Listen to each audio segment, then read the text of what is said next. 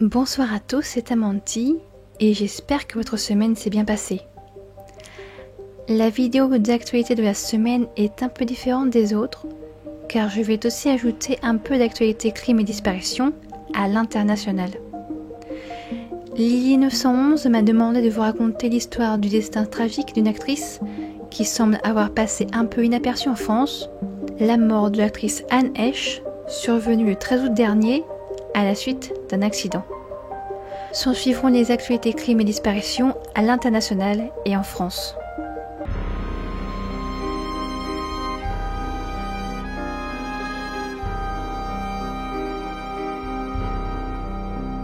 Le décès de Anne Heche. Anne Heche était au volant de sa voiture le vendredi 5 août dernier. Sous l'emprise de produits stupéfiants, elle percute de plein fouet le garage d'un immeuble et redémarre pour s'encastrer dans une villa dans le quartier de Mar Vista à Los Angeles. Sa voiture, une Mini Cooper, va prendre feu qui se propage dans toute la structure de la maison. 60 pompiers se rendent sur place pour éteindre l'incendie. Anne Heche est retrouvée inconsciente dans la maison en flammes 1 heure plus tard. Transportée dans un état critique à l'hôpital, elle est placée sous respirateur artificiel et dans le coma. Son corps a subi de graves lésions, en particulier aux poumons, dues aux fumées, ainsi qu'au cerveau, dues à un manque d'apport en oxygène. En état de mort cérébrale qui ne lui laisse aucune chance de survie, ses proches ont pris la décision de donner les organes de l'actrice avant de la laisser partir. Son corps a été débranché le lundi 15 août. Anne Heche meurt le vendredi 12 août 2022 à l'âge de 53 ans. Elle était connue pour plusieurs rôles notables dans des films connus, dont Donnie Brasco, dans 6 jours et 7 nuits, dans le remake du célèbre Psychose d'Alfred Hitchcock, ainsi que dans des hommes d'influence. Sur Internet, les hommages à l'actrice se multiplient. Ses enfants, sa famille et ses amis commencent le long chemin du deuil. Et je leur présente toutes mes condoléances. Meurtre à Riom. Le vendredi 29 juillet 2022, le corps d'un homme, Stéphane Ragon, 47 ans, est retrouvé dans son domicile de Riom, dans le Puy-de-Dôme, par un de ses proches vers midi. L'autopsie pratiquée le 1er août ne laisse aucun doute sur les causes criminelles du décès. Le parquet de Clermont-Ferrand ouvre une enquête pour homicide volontaire contre X. L'enquête continue. La disparition mystérieuse de Kaylee Rodney. Kaylee est une adolescente de 16 ans qui va disparaître dans la nuit du vendredi au samedi 6 août après une fête passée en Californie dans un camping de Posner. Une fête qui va se révéler alcoolisée et où circulaient entre autres des champignons. Kaylee conduisait une Honda CR-V de 2013 de couleur argentée. Véhicule qui lui aussi a disparu du camping.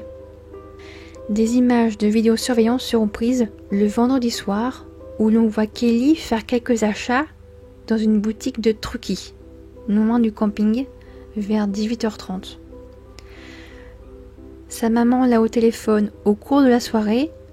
Kaylee lui dit qu'elle va rentrer directement à la maison. Quelques instants plus tard, son téléphone s'éteint ou est éteint et devient de ce fait intraçable. Son téléphone bornera pour la toute dernière fois ce soir-là, au bord de l'eau, dans ce camping.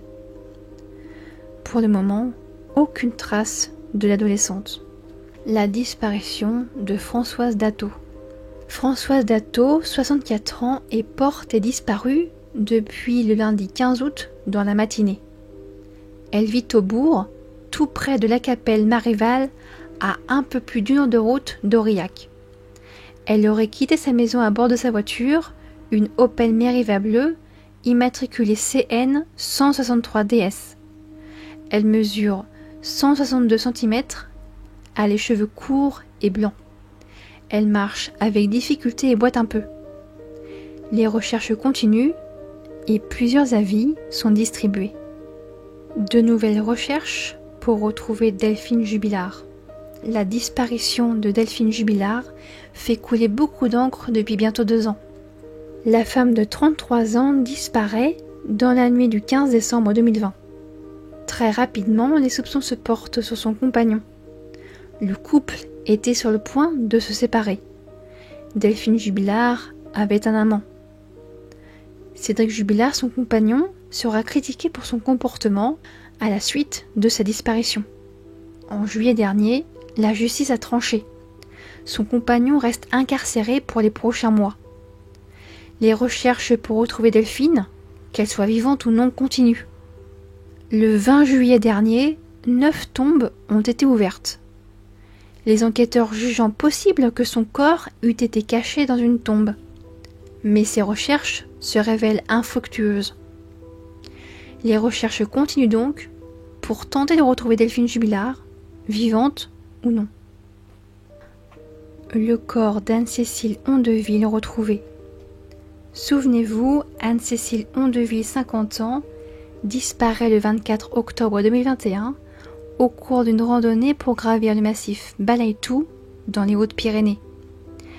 Elle était partie seule pour une randonnée de 3 jours en pleine nature. Anne-Cécile était une randonneuse expérimentée et avait donc pris du matériel en conséquence. Bâton de marche, montre GPS, nourriture entre autres.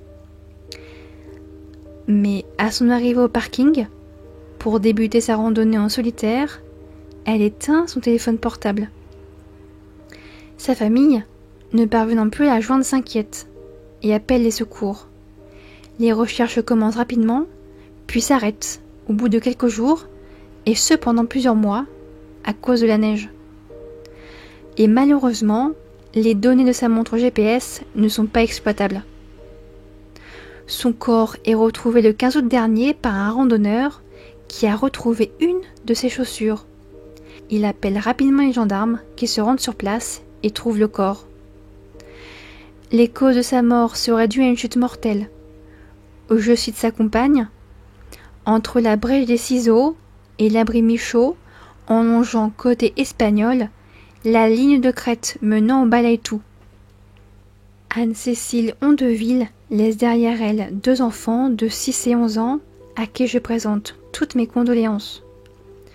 Je présente également mes condoléances à sa compagne, Valérie Ondeville, qui n'a jamais cessé le combat pour la retrouver et qui aujourd'hui vit en connaissant la vérité sur la mort d'Anne-Cécile. Le retour de Yann Bourdon. Le jeune étudiant de 27 ans était parti en voyage en 2020 avec suffisamment d'argent de côté pour son périple.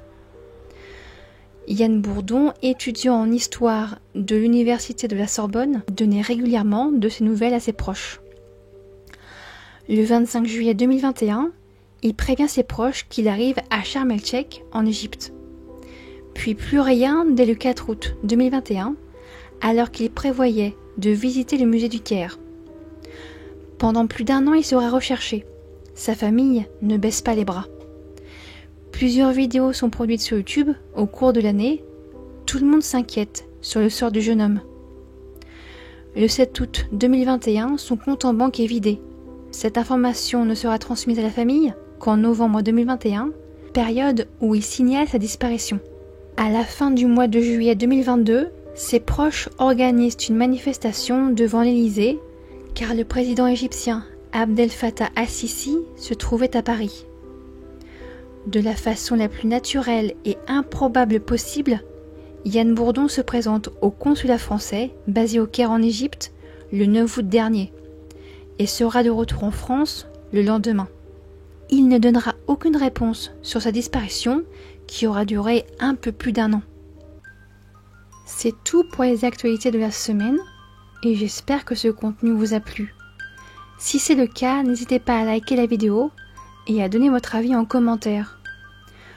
Je vous souhaite à tous un très bon week-end et je vous donne rendez-vous mercredi prochain pour une nouvelle affaire. D'ici là, prenez soin de vous et n'oubliez pas,